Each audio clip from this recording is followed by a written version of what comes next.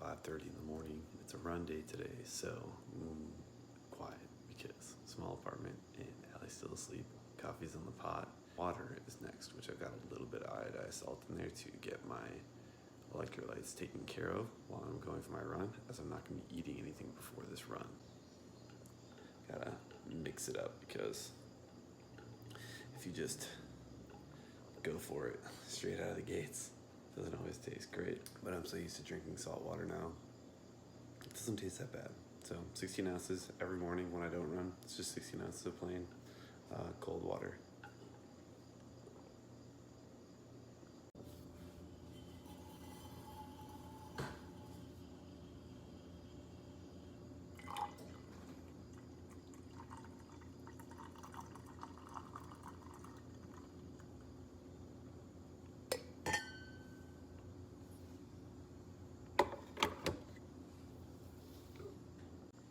I always drink my coffee out of my Yeti because it tastes different.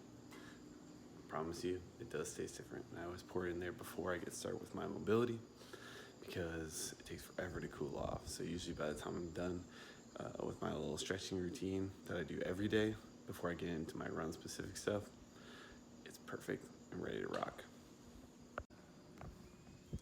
So I tried recording my morning mobility.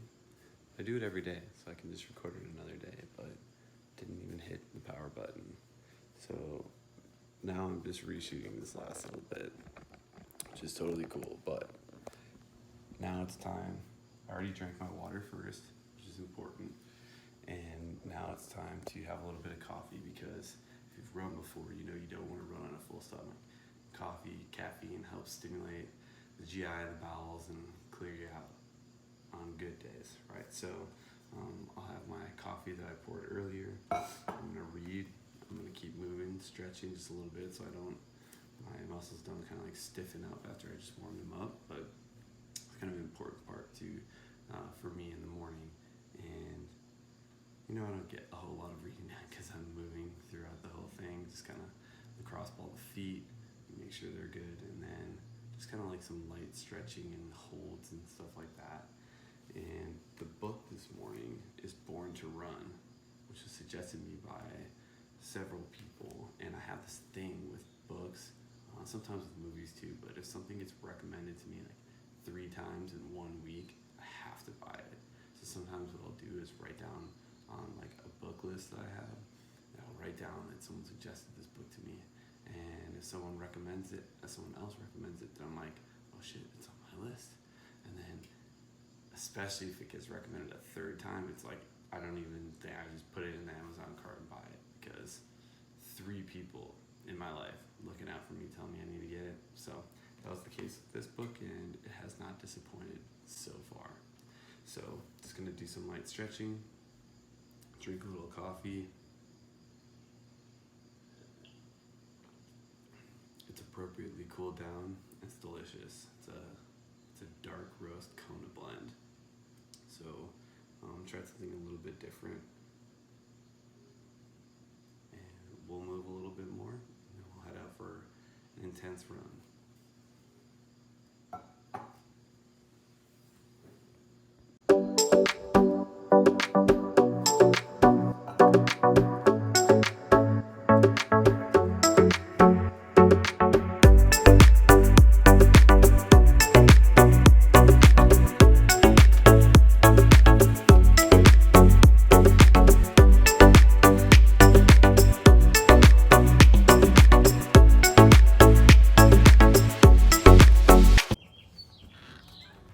So since I'm mostly stretched out, I just need to get the pacing ready, and I'm just gonna do a couple leg swings and ankle rotations, which I always do right over by the side of my house here, and I'll be ready to rock. So mostly warmed up. We're gonna fire up the nervous system just a little bit here, so I'm not just going straight out cold because I'm loosened up but I'm not quite warm. And then what I'll do is before I run is in our apartment parking lot, it's like a perfect 400 meters. So what I'll do is kind of do some warm-up activities and jog really, really slow, just kind of get my breathing right. And then on the way back, so the 400 meters back, I'll do 3 100-meter runs at my pace. And today, my workout is 10 sets of 400-meter runs at 1 mile race pace. So basically, I'm trying to run 1:30, minute 30, 400 meters. So that's gonna be fast. This is probably one of the more intense run workouts that I've ever done. I've done something similar in the past, but it's gonna be challenging. So that said, I wanna make sure that I get that pacing down nice and strong and feeling confident before I go out for that run on exactly how my foot strike will feel, my breathing, and everything like that.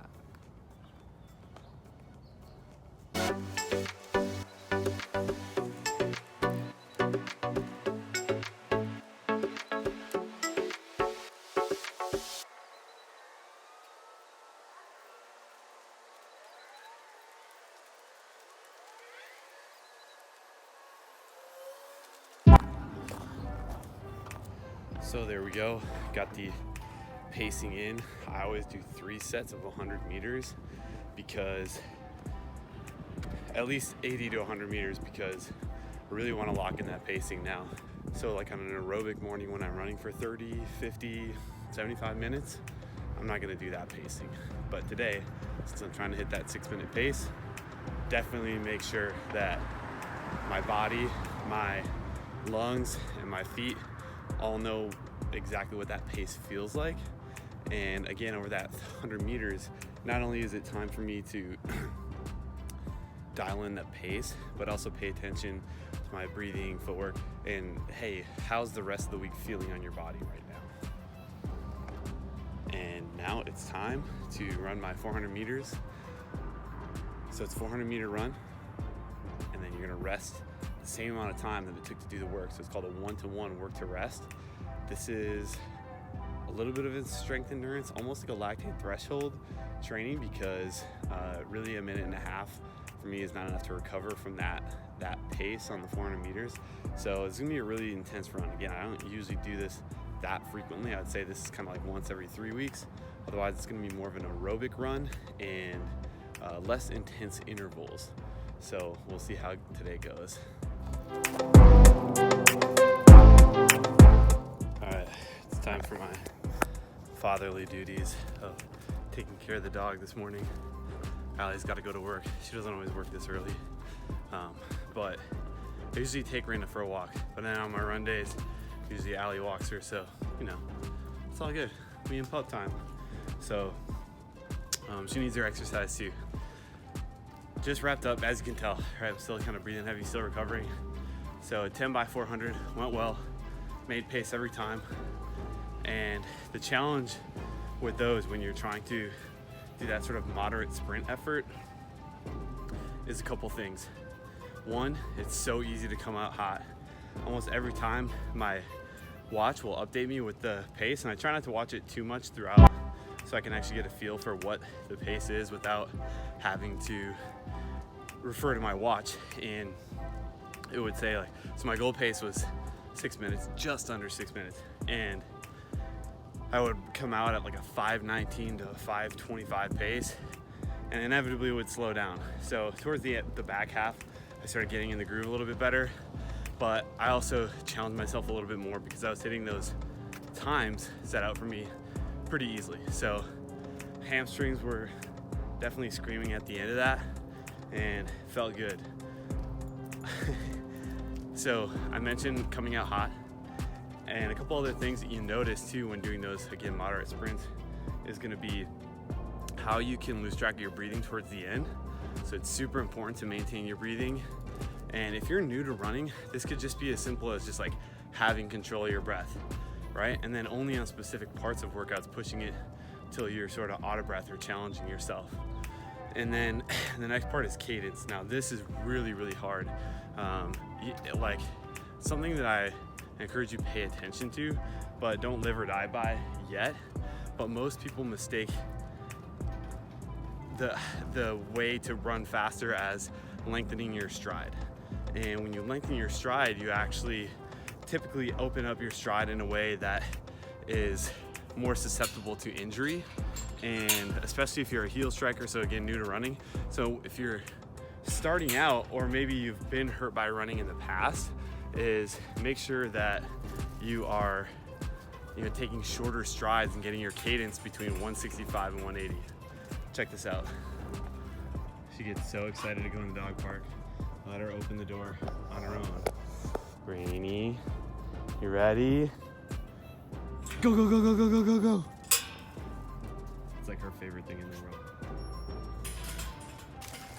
So, your cadence, ideally getting it up over 165. Now, it's not a huge deal to start if you don't have that, but especially in the aerobic space, I really want you to focus on getting a higher cadence. So that might mean shorter steps, and it's gonna help your feet grow more comfortable with finding the ground and stabilizing, because that higher cadence at the beginning, even though it might not be a faster pace or speed, is gonna be helpful and more injury preventative. Just me and the pup at the dog park today. I also want to share that today's 400-meter workout is probably best done at a track, honestly. There is one near my house, but I don't like to be like the shirtless, soon-to-be 30-year-old dude at the track before school. So once summer rolls around, I'll go back out there and use the track. It's actually really, really nice. They take really good care of it, and I just want to respect that school's like privacy. But I usually have a really, really good run route around my house, but there's tons of development happening. So that's another thing you have to be aware of with road running, is especially if you're doing, I don't honestly recommend doing those sprints.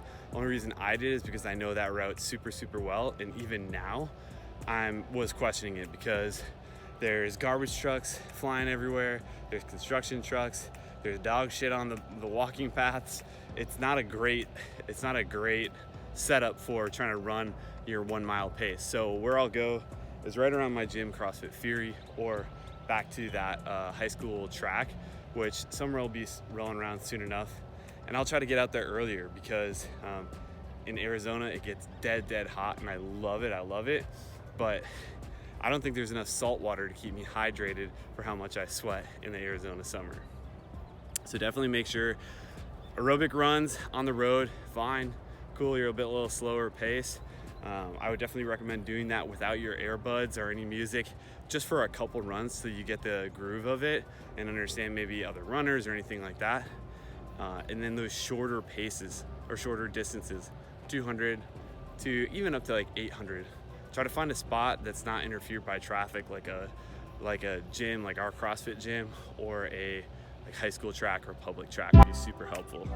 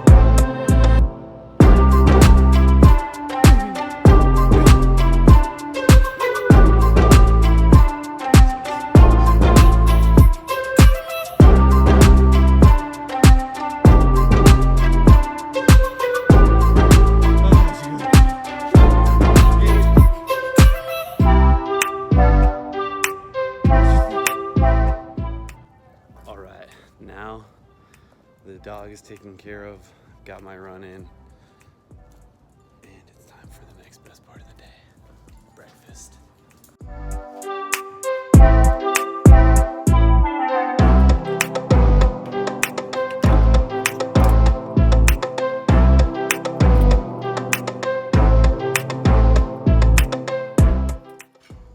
Best way to peel an orange.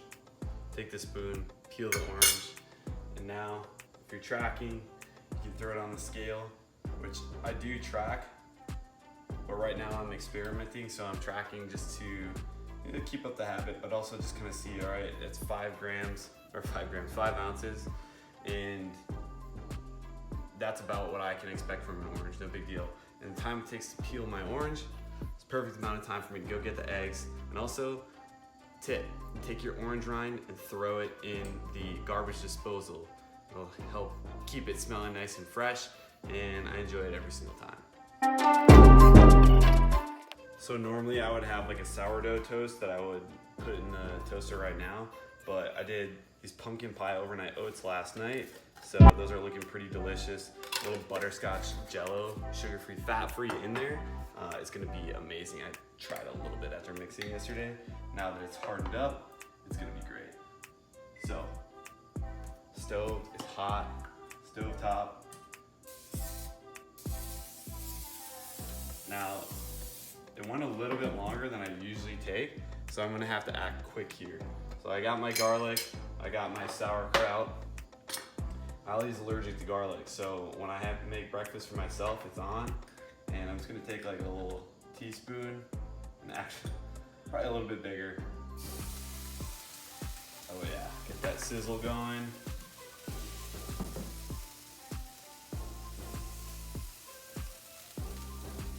And then I've got sauerkraut, which you don't need a ton of. It's a good probiotic and it adds a lot of really, really good savory flavor to a dish. So what I'll do here is take about 2 ounces or about 50 grams. That's just under 2 ounces. But I'll still measure this even if I'm not tracking because I just want to keep that similar, right? So 50, I'm at 55, which is literally just about 2 ounces. And now my garlic is cooking, it's moving, so we gotta act quick and get some of these eggs onto the skillet.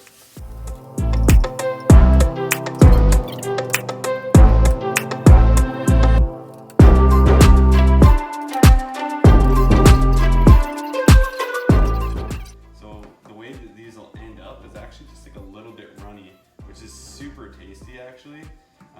Once you get used to it, personally, I love the texture of it. So, super tasty. Just gonna fold and move them over the heat so they're not getting too cooked up on any one part. Again, I turn that heat super low, now I'll just turn it completely off. And you can see, it's still pretty runny, but I'm gonna leave this on here while I cut up that avocado, and we should have a pretty good set of eggs.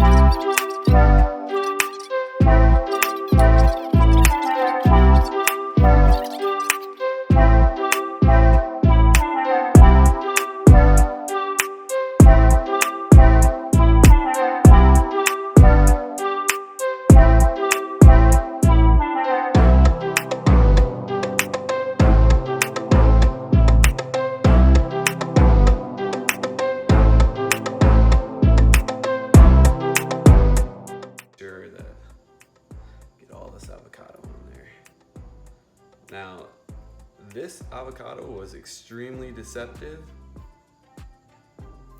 and I definitely thought it was ready. It is not, but we're gonna rock it anyway.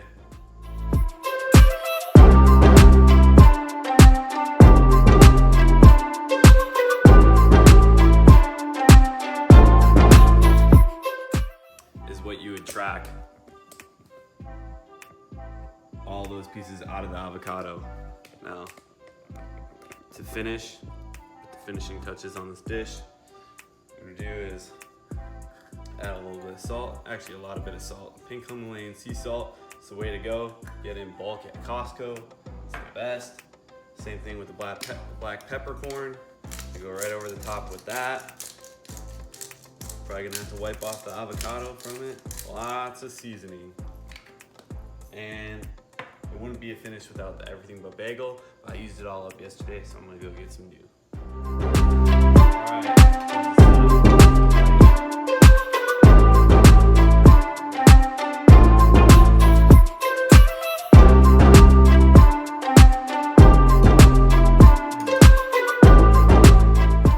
Delicious, perfect amount of savory. You can taste that sauerkraut in there, a little bit of sauteed garlic.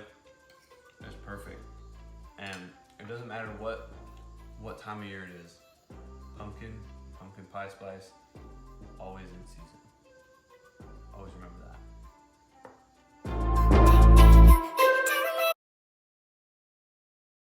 Thanks for coming for a run with me today. Now I want to leave you and conclude this video by wrapping up with your 5 tips on getting better. And tip number 1, get the miles.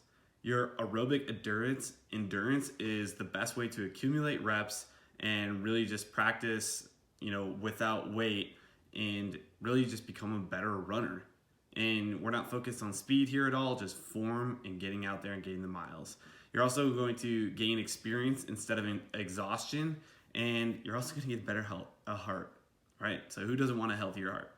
The second thing is training volume. It's a big thing that you want to keep in mind when you're also training and running. So what I like to say here is to keep your onions and your potatoes separate.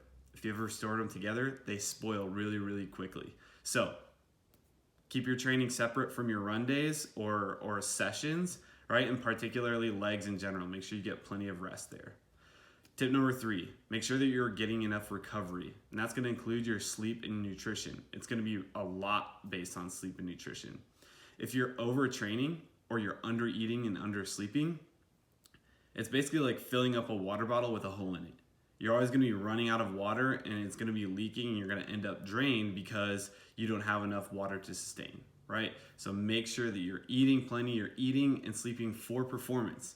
This has the body composition will come just by training the running as well as lifting. So focus on performance. And then the 4th tip that I have for you is listening.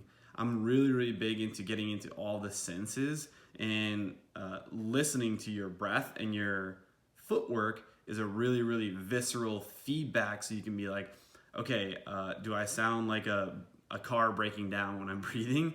Or do I have a nice smooth breath work, like and like pitter patter of the feet, right? Smooth like a train, that sort of thing. So make sure that you're listening to those things, because that's going to be valuable feedback for you, not only as a beginner, because you're going to know like that doesn't sound right. It doesn't sound athletic. And then as you become more experienced with running, then you're also going to know, hey, maybe I'm pushing it too much, or I got to gear down a little bit. The last thing is to run every day. Now, as counterintuitive as that might seem, you have to think about it this way. That might only mean running 200 meters as part of your warm-up. But get the reps every day so that you're tapping into that mind-muscle connection. And you're thinking about, hey, how's my breath work? How's my footwork? Did I eat enough? Did I sleep enough? And you're engaging those thoughts. All right, the way that I think about this is like J.R.R. Tolkien didn't write a Lord of the Rings book every single day. What he did do every day was probably write about the characters, write in the language that he wanted to write in, and that great story came about from it.